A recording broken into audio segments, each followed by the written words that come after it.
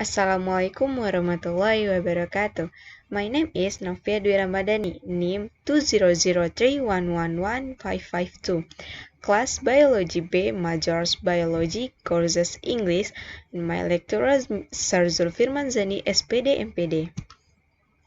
Pada kesempatan kali ini saya ingin menjelaskan mengenai present perfect. Sebelumnya kita ketahui dulu meaning of the present perfect atau arti dari present perfect itu sendiri.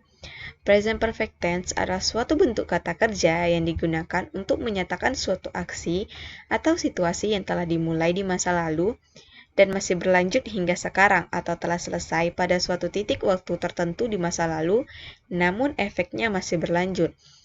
Nah, kita menggunakan present perfect tense ini untuk menunjukkan suatu kejadian yang telah terjadi dalam waktu yang tidak spesifik. Jadi, keterangan waktu seperti yesterday, 1 year ago, last week, dan lainnya itu tidak dibutuhkan dalam tenses ini.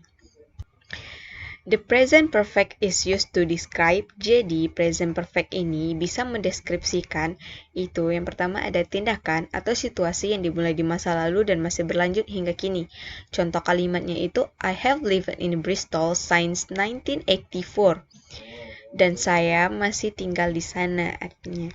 Yang kedua, tindakan yang dilakukan selama periode waktu yang belum selesai atau berakhir. Nah, contoh kalimatnya itu, she has been to the cinema twice this week. Artinya itu dan minggu ini belum berakhir. Yang ketiga, tindakan berulang dalam periode yang tidak ditentukan antara masa lalu dan kini. Contoh kalimatnya itu, we have visited Portugal several times. Yang keempat, tindakan yang baru saja selesai atau berakhir, dinyatakan dengan just. I have just finished my work. Yang kelima, tindakan di mana waktu tidaklah penting. Contoh kalimatnya itu, he has read War and Peace. Artinya itu hasil atau akibat dari tindakan membaca itu penting. Nah, untuk kalimat verbal, present perfect tense itu dibentuk dengan auxiliary verb, have or has, dan past participle atau verb 3. Has digunakan untuk subjek she, he, it, dan have digunakan untuk subjek I, you, we, they. Nah, sedangkan past participle yang digunakan dapat berupa irregular atau regular verb. Nah, rumus past perfect untuk kalimat positif, negatif, dan kalimat tanya. Yang pertama, untuk kalimat positif itu dimulai dengan subject plus have or has plus past participle. Contoh kalimatnya itu, she has worked in the hospital for 6 years.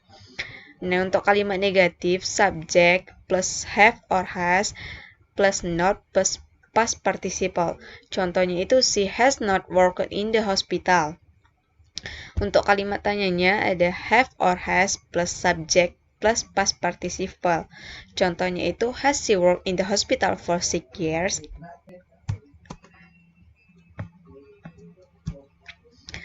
Untuk kalimat nominal.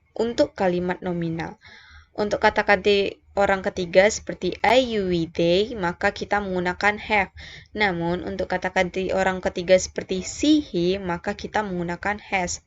Rumus past perfect untuk kalimat positif, kalimat negatif, dan kalimat tanya. Yang pertama, untuk kalimat positif itu dimulai dengan subject plus has or have plus been plus object. Contohnya itu, Brandon has been recovered from illness.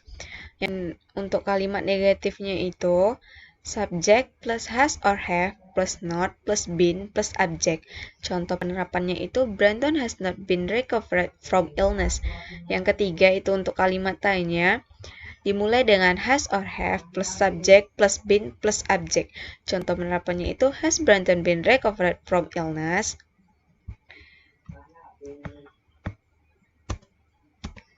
Sekian dari saya, semoga apa yang saya sampaikan bermanfaat. Saya akhiri, wassalamualaikum warahmatullahi wabarakatuh. Thank you.